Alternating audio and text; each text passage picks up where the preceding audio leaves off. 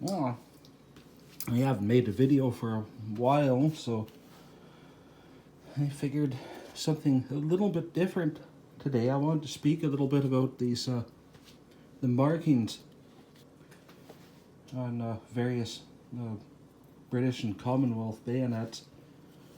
This is just a small selection of what I have in my collection here.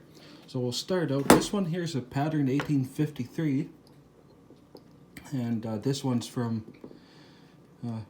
well, this was used on our Snyders, and it was also used on the 1853 rifle musket. But you can still see on the scabbard here, this has the broad arrow with the WD. And please don't call that thing a crow's foot. I've been seeing that a lot lately, and it's extremely annoying. It's been called a broad arrow for, well, since its inception, which goes back hundreds of years. I don't really know the story behind it. It was probably because it was like a really cheap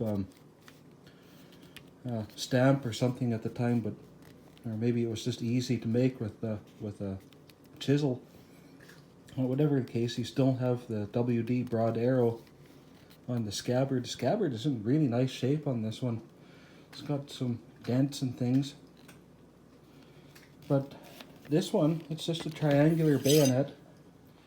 Nothing much special about it. These ones, if you look at it, you can see it has kind of an outward bend and a wider flat on the inside. That's because these were designed for muzzle loaders, and when you were working a ramrod, you didn't really want your hand skewered, so you can see the tip actually turns outwards. And on these old bayonets, there's almost no markings. All you have here is an Enfield inspector's mark, and that's about it. There wasn't much quality control really done on this vintage of bayonet. They didn't have a really a good process in place for it at that time, and I guess in the Sudan they had a lot of issues with the bayonets breaking and bending, and swords were not very good and that type of thing, so they went through a different process later. So this one here is a pattern 1887. That's the last bayonet for the Martini Henry. And you can see this one here is made by Wilkinson Sword Company in London, and it was manufactured in 1889. It doesn't have a month on it. You can still see Queen Victoria's crown there. And on the other side, we see there's a WD broad arrow again. That means it was property of the British government. That's not a proof mark. I constantly hear people say, oh, this has the British proof mark on it. Well, it's not. That's not a proof mark. It's an ownership mark. And then right beside that, you can see it has two broad arrows stamped nose to nose. That means that it was sold out of service at some time, but you can see the stamp isn't quite complete, so it's like about 7/8 of a broad arrow on the bottom and 2/3 of one on the top, which is why I think that these marks were often made with a chisel rather than an actual broad arrow stamp. It kind of has that look to it. And these markings are Nepalese. I don't know how to read Nepalese. If you can read that, you can let me know what it says.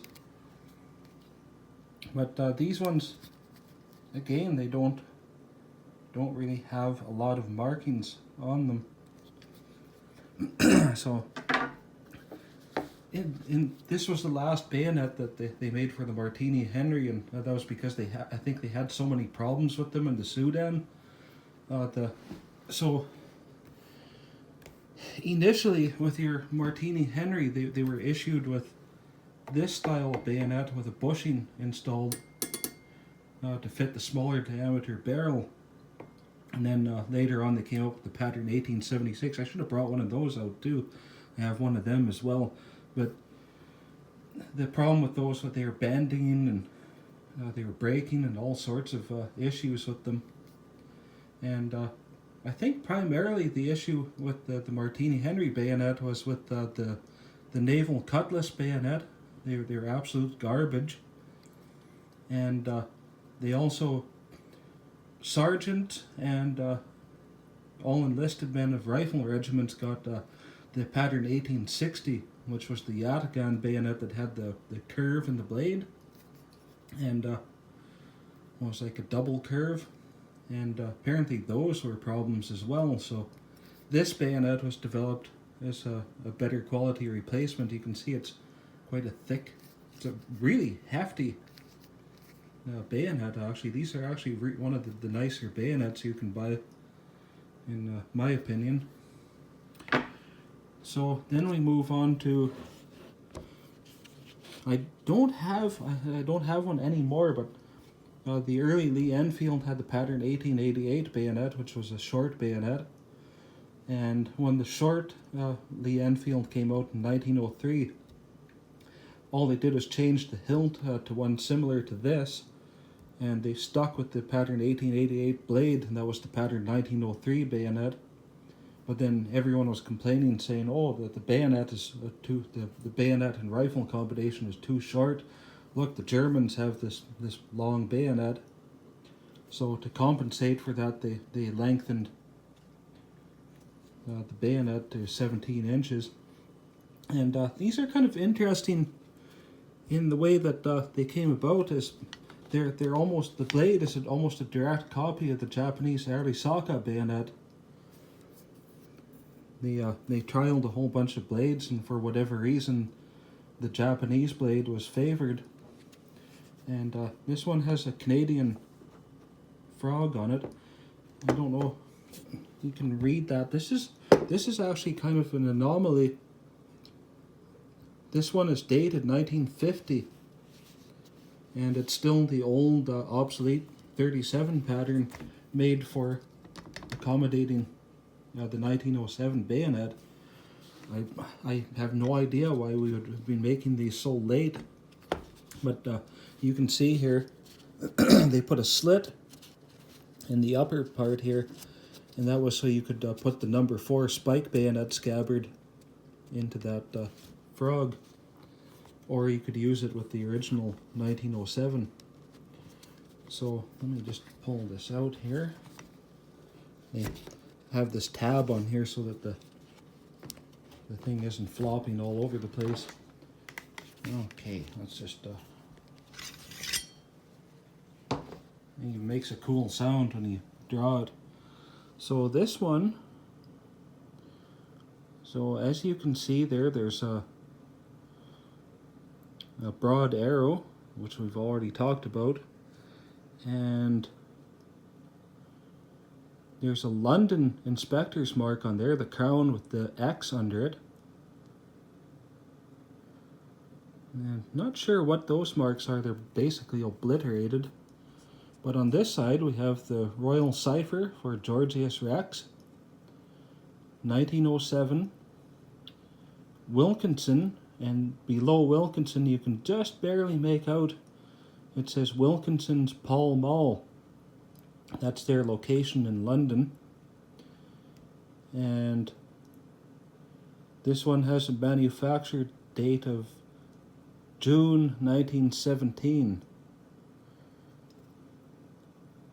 This I had a lot of these. This is the one that I kept because it had a clear royal cipher. Generally what happens with these is the crown is stamped right where the scabbard rubs on it, and it's usually obliterated. And what else you can't see on this one is there's normally an X stamped on here, like a big X, and I've seen this referred to several times lately, which is why I'm making this video. People say, "Oh, that X means it was sharpened." Well, no, they start stamping an X on because after the debacle of the I can't remember, what did they call it, the bayonet scandal or whatever, after all their difficulties they had in the Sudan, they came up with a new testing procedure. And what would happen with these new bayonets is a sword bayonet like this one would be bent. I can't remember how many, I don't think it was to 90 degrees, but it was a pretty severe bend. And what they had a curved block. You would stick the point into the block and then bend it. And then it would have to spring back perfectly. And then you turned it the other way and bent it again. And then again it would have to spring back perfectly with no damage. And then after it passed that test, it would have an X stamped on this side of the blade. And I suspect that this one has it, but it's just worn off. This thing has seen a lot of use. It's probably been to hell and back. And lastly, we have this. Before everybody starts giving me hell about this, I know this isn't the right frog for the scabbard, but I don't have the proper one for this, so this is what it gets. So this is number 9 for the number 4 Mark II rifle. Oh, just a sec. It's kind of hard to pull it out of the scabbard here.